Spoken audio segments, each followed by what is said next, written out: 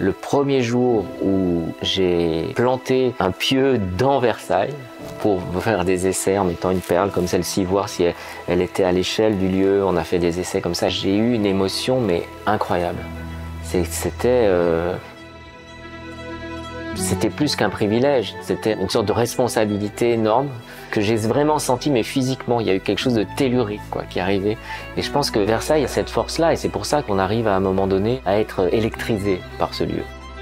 C'est-à-dire que c'est un lieu qui vous transporte, qui vous donne envie de faire des choses, qui vous donne envie de construire. Et je trouve que cette machine un peu à rêve qu'avait construit Louis XIV, elle fonctionne encore. Le jardin de Versailles, pour moi, ça a été 4 ans de ma vie, entièrement dédié à ce projet. J'ai appris à connaître ces rituels, j'ai appris à connaître cet esprit de la découverte, des mondes cachés, des mondes qui vont aussi être liés à une déambulation et monter en puissance, à toutes ces histoires racontées et aussi à toutes les étapes de ce parc. Et je me suis rendu compte, grâce à ce projet que nous avons fait ensemble avec Louis Bénèche et Catherine Pégard, c'était le fait qu'il y a eu plusieurs jardins de Versailles.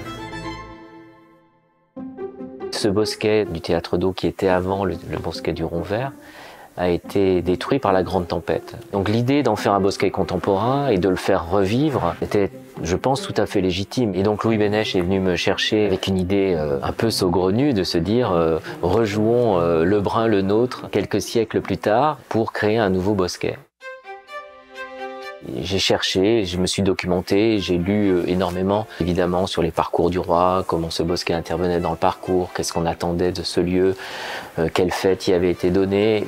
J'avais du mal à trouver ce lien que je pouvais avoir avec la grande histoire. Et j'ai trouvé un livre extraordinaire, qui sont les pas de danse dessinés par Feuillet, où on voit les arabesques de la danse baroque en parallèle avec les partitions musicales.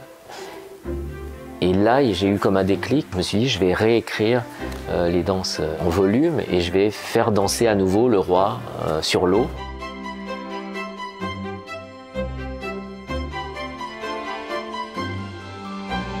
Avant que ce lieu ne soit dédié à un jardin contemporain, il a été évidemment fouillé. Là, on a trouvé quelques bouts de verre de l'époque. On s'est rendu compte que les bassins étaient habillés de petites lamelles de verre qui bougeaient avec l'eau, qui diffractaient la lumière. C'est apparu comme une évidence de, évidemment, utiliser ce matériau.